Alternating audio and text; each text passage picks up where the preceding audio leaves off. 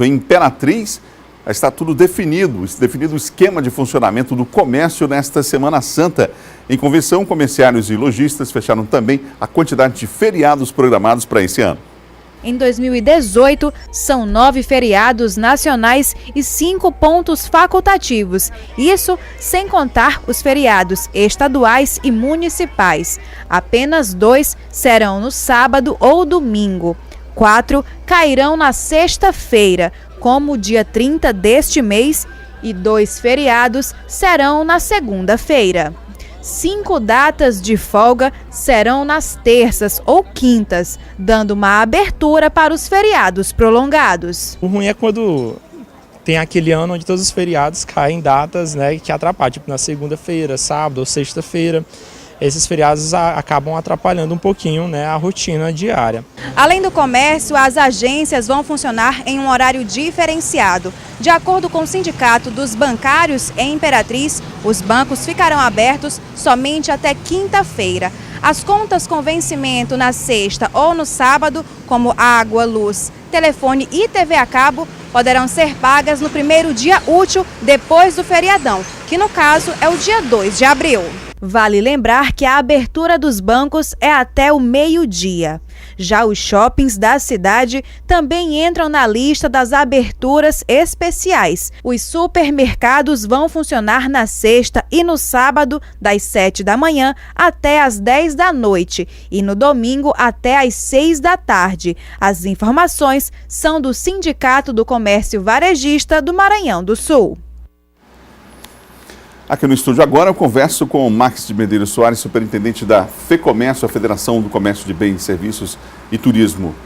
Max, bom dia. Bom dia, Adalberto. Prazer estar aqui. Prazer é nosso. Você viu as informações aí de Imperatriz. Aqui na capital, como é que vai ser o esquema de funcionamento do comércio nesses dias? Na última sexta-feira, a Federação do Comércio, junto com seus sindicatos patronais, conseguiram fechar a convenção coletiva juntamente com o sindicato laboral e determina justamente esses horários de funcionamento do comércio.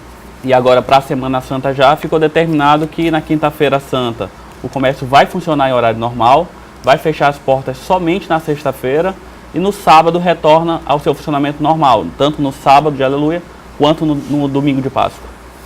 Como é que você avalia essa convenção aí com o sindicato esse ano? Foi possível estabelecer já conversas anteriores com os comerciários e fluiu naturalmente essa convenção? Veja só, Adalberto, a database dos comerciários é novembro. E desde novembro do ano passado a gente vem negociando essa convenção coletiva. Esse ano teve algumas características especiais em função da reforma trabalhista. Como é uma lei nova, gerou uma certa cautela dos dois lados na hora da negociação, naturalmente. E em função disso, a negociação atrasou um pouco, a gente só conseguiu fechar agora, no mês de março, mas resguardada a database dos comerciários, que é novembro, ou seja, as diferenças salariais devem ser pagas desde novembro do ano passado, em função do reajuste de 4% que foi concedido. Agora, nessa negociação também foi definida a questão do funcionamento, por exemplo, da Rua Grande, de comércio que funciona em ruas, não é? Esse comércio vai poder abrir também aos domingos agora? Ficou determinado que de segunda a sábado o horário do comércio é livre, o empresário pode determinar o seu horário durante a semana até o sábado, e no domingo ficou determinado que o comércio de rua ele pode abrir das 8 às 14 horas, se assim desejar o empresário, e nos shoppings continua o mesmo horário das 14 às 20 horas que já era utilizado anteriormente. Qual a expectativa aí do comércio para essa Páscoa? Nós temos um dado aqui da pesquisa divulgada pelo SPC Brasil e a Confederação Nacional de Dirigentes Lojistas, que mostra que mais de 103 milhões de brasileiros pretendem realizar as compras esse ano, alguns inclusive comprando um valor maior do que o ano passado. É esse o reflexo realmente também aqui no Maranhão? A Federação do Comércio ela fez um estudo também aqui em São Luís, e esse estudo mostrou que a intenção de consumo agora no mês de março está 5,99% maior do que no mesmo período do ano passado. Isso, a nossa projeção nos faz crer que a gente tenha um crescimento no volume de vendas aí relacionado à Páscoa em torno de 3,15% já descontado a inflação do período. Então, é um dado bastante positivo para a economia nesse momento, considerando que no ano passado a gente só cresceu nesse período de Páscoa 0,6%. E nos anos anteriores, 2015 e 2016, nós tivemos tombos aí de 7% e 3% no volume de vendas. Então já é uma recuperação bastante positiva para a nossa economia. na Páscoa. Um produto como o ovo de Páscoa, que é sempre muito procurado nesse período, né? Algumas pesquisas apontam, como essa que eu disse ainda há pouco, de que os supermercados serão, o local preferido das compras serão os supermercados, quase 80% aí em relação aos supermercados, já era esperado, né? Exatamente, é uma data sazonal em que os produtos relacionados a essa data são naturalmente ovos de Páscoa, pescados, azeite, coisas relacionadas diretamente à data. E a gente fez um levantamento também, Adalberto, interessante falar isso, que os ovos de Páscoa esse ano estão 8% mais baratos do que no ano passado. Isso faz com que as famílias tenham um poder de compra um pouquinho mais elevado esse ano. O valor médio de compra esse ano também aumenta em relação ao ano passado?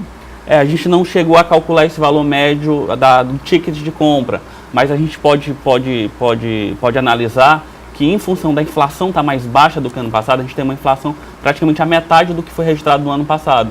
Isso faz com que as famílias consigam, o poder de renda das famílias tem um poder de compra muito maior esse ano, então elas vão gastar um pouco mais com certeza. Max, a gente tem um ano eleitoral, mas tudo indica a economia começa a descolar um pouco da questão política, né? A gente percebe isso e o país realmente retomando, ainda que lentamente, mas continua o processo de retomada de crescimento, né? A gente tem um processo muito favorável de retomada do crescimento. Os desafios agora, sem dúvida, é o cenário eleitoral que gera incerteza, gera desconfiança e isso faz com que alguns investimentos se retraiam de certa forma. E também temos a questão dos juros ainda a resolver, a questão do crédito. A gente tem juros muito altos para financiar o consumo e isso ainda está travando muito essa retomada efetiva do consumo um pouco mais pungente. Max, em relação a esse período também nós temos uma procura muito grande pelo pescado, outros produtos, como você falou, a venda inclusive dos próprios supermercados. A tendência, por todos os indicadores mostrados até agora, é que o consumidor possa ter uma ceia, digamos assim, menos salgada esse ano? Sem dúvida. O pescado também, na nossa análise, mostrou que ele não subiu tanto. A inflação sobre o pescado foi de 0,2%. Então é favorável em relação aos preços do ano passado. Então faz com que as famílias tenham uma capacidade de compra um pouco mais favorável esse ano, com certeza, Adalberto. Obrigado, Max. Uma feliz Páscoa para você. Eu que agradeço a oportunidade.